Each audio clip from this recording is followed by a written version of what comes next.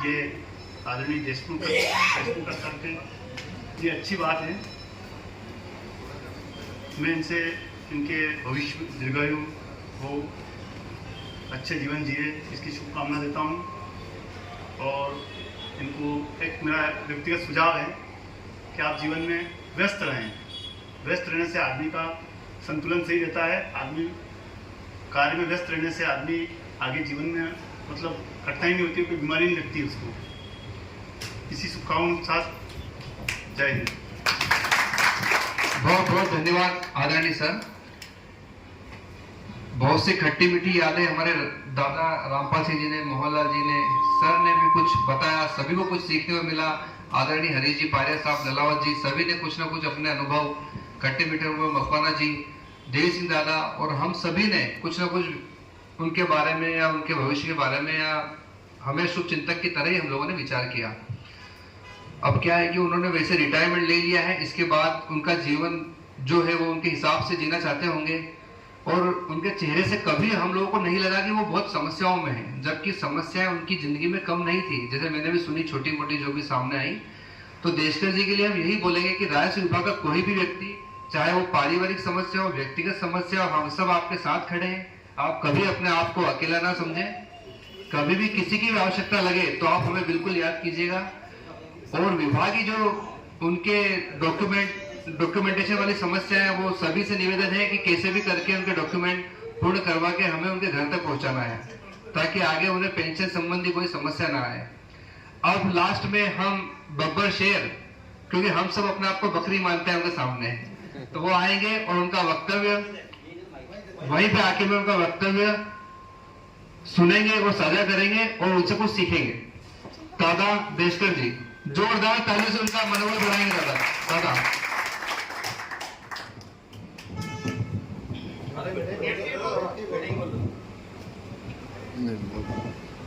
आदरणीय नायब तहसीलदार महोदय, आदरणीय रायश्री महोदय, आदरणीय हमारे दोनों तहसीलों के अध्यक्ष श्री रामपाल सिंह जी सुसुलिया जी, श्री मोहनलाल जी मालिया जी और मेरे साथी पटवारी साथी, नौजवान साथी भी है, मेरे लगभग की भी है, आप सभी को हमारे स्टाफ से आए, तहसील से ओम भाई है, दीपक भाई है, सभी समस्त राज परिवार को भी तहे दिल से नमस्कार करता हूँ। इसलिए कि आज के जमाने में मुझ जैसे इंसान का इतना सम्मान आप लोगों ने किया है, मैं उसके लिए आपका हृदय से आभारी हूँ। कारण क्या है कि सबसे बड़ी चीज है दुनिया में समय, और वो चीज आपने मेरे को दी है। मैंने निकाल क्या है, कोई कहां से है, कोई कहां से है, बरसात के दिन है, जो सम्मान मुझे दिया है, मैं उसके लिए आपका सभी का शुक्रगुजार हूँ। और मैं आपसे ये कहना चाहूंगा कि जिंदगी में कई समस्या आएगी, हर वक्त समस्या आएगी, और वो कहते हैं नहीं कि लहरों के डर से नौका पार नहीं होती और कोशिश करने वालों की कभी हार नहीं होती। तो ये जिंदगी में रखना, कई इस पे पड़ाव आएंगे, पारिवारिक समस्या भी आएगी, नौकरी में की समस्या आएगी, पर ये अपने आप को कभी भी नेगेटिव पॉइंट मत लाना और यूं मत सोचना कि अब मेरा क्या होगा। लाइफ का मतलब ये है कि क्या होगा। अपन एक फुटपाथ पे पड़े हुए इंसान को देख लो, सोचो, वो भी हिम्मत से पड़ा है, बरसाई लगा के चामुंडा चढ़ा बैठा है, उसकी तुलना में अपन आज का है। भगवान ने अपने को मकान दिया है, गाड़ी घोड़िया दिया है? तो ये तुलना करो। मैंने जिंदगी में कई संघर्ष की। वो एक कुत्ती के बच्चे को देख के मैंने क्या सीखा 8वीं क्लास में, कि वो बार बार नाली में गिर रहा था और फिर कोशिश कर रहा था, फिर गिरता था, मतलब निकल नहीं रहा था, उसने बहुत कोशिश की, मैंने उसको निकाल दिया। मैंने कहा, जब कुत्ते का बच्चा पिल्ला जब संघर्ष कर सकता है तो अपने जैसा इंसान संघर्ष क्यों नहीं कर सकता है? तो सबसे बड़ी बात है, आज के जमाने में मैं देखता हूँ, हम तो खैर हमारी नौकरी कर ली, कि जो नए पटवारी साथी हमारे, उनसे एक मेरा निवेदन है छोटा सा, कि कंपटीशन का युग है, अपन कंपटीशन करो, लेकिन सबसे पहले अपना आप को, अपने परिवार को ध्यान में रखे करना है ना। ऐसा नहीं है कि हम मोबाइल पकड़े है, हाथ में रोटी है, हाथ में स्टीयरिंग है, 9:30 बज गए, व्हाट्सएप देखा नहीं है, 10:30 मीटिंग लग दी, ठीक है, लेट हो गया, कोई बात नहीं, आप सुरक्षित, सब सुरक्षित है। आप लोगों से मेरा शीर्ष निवेदन है कि मेरे हाथ से, मैं 17 साल यहाँ हो गए तराना में, किसी भी पटवारी साथी को, किसी भी राजस्व को, किसी भी तहसील स्टाफ को, किसी भी अधिकारी को जो यहाँ से ट्रांसफर हो गए, प्रमोशन होते चल गए, और जो अभी वर्तमान में मेरे से भूल से भी उनसे किसी कुछ गलत शब्द निकल गया हो, कोई बात ऐसी हुई हो, उनको दिल पे लगे हो, तो मैं उनसे तहे दिल से माफी मांगता हूँ, क्षमा चाहता हूँ, और भविष्य में आप सभी लोगों की अच्छे जीवन की कामना करता हूँ। आप तरक्की करें, हमेशा निरोगी रहे, स्वस्थ रहे, और आने वाले समय में बढ़ते रहे, और जब भी मेरी जरूरत पड़े मुझे जैसे इंसान की, तो कभी याद भी कर लिया करना, है ना। इतना कहकर मैं आप सभी से ईश्वर से मंगल कामना करता हूँ कि आप सबको स्वस्थ रखे, खुश रखे। जय हिंद, धन्यवाद।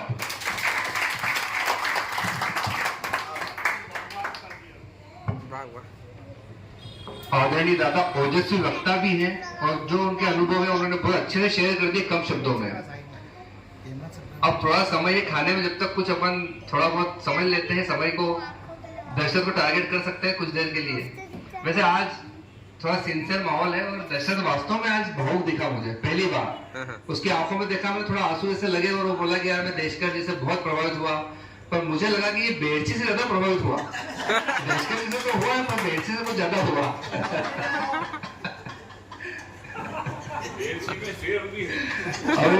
हो सकता है वहां शेर इसलिए प्रभावित हुआ हो, हर दशा इसको शेर दिखता था। एक बेग टांग आता है शेर का। अच्छा, देशकर जी क्या है कि दादा के अनुभव, एक छोटा सा किस्सा भी है, वो सुनाता हूँ। दशरथ अपने शुरू से बदमाश है थोड़ा। दशरथ था और साथ में शायद पांचाल जी थे उनके। ये दोनों एक बार देशकर जी पूजा कर रहे थे अपने देशकर जी। अब ये दोनों गुरु मानते हैं देशकर जी को, तो उन्होंने बोला कि इनके सब आज्ञा पालन करना है, पर थे काम चोर दोनों।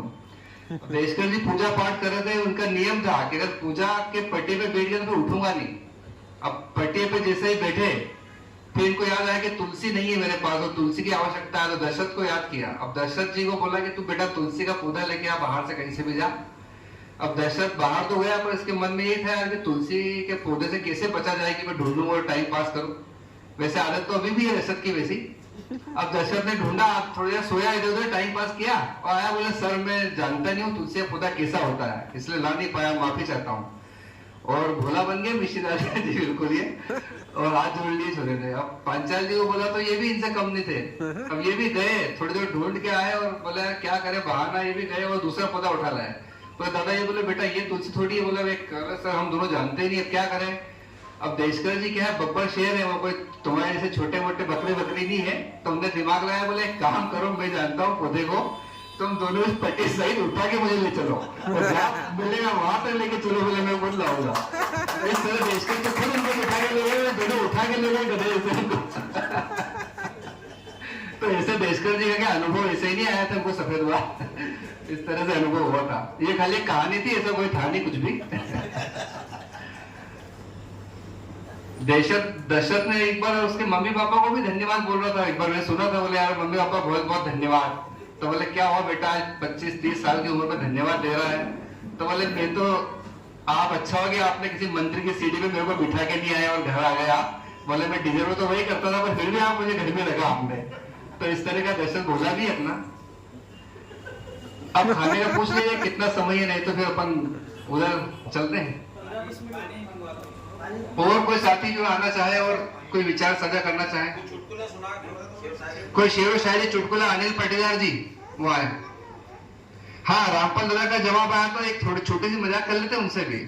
वैसे अध्यक्ष जी हमारे बहुत बड़े दिल के हैं, पार्टी के मामले में तो आप बोलो पार्टी दे भी देते हैं। और कल कभी ऐसा अनुभव हुआ कि इनसे पार्टी लेना मतलब हाथी को पजामा पहनाने के बराबर है। इस तरह से पार्टी होती है हमारी। प्रिय मित्र सतीश जी आए और कुछ देर कुछ चुटकुले कहानियां और समय व्यतीत करें। 15 से 20 मिनट का समय है।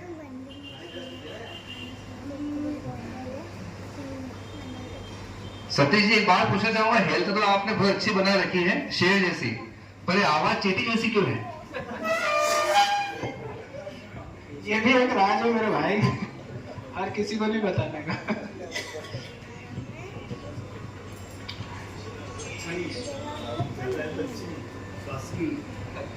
चलो भाई धर्मेंद्र ने मुझे अवसर दिया है इस मंच पे एक बार पुनः आने का, तो टारगेट मत करना।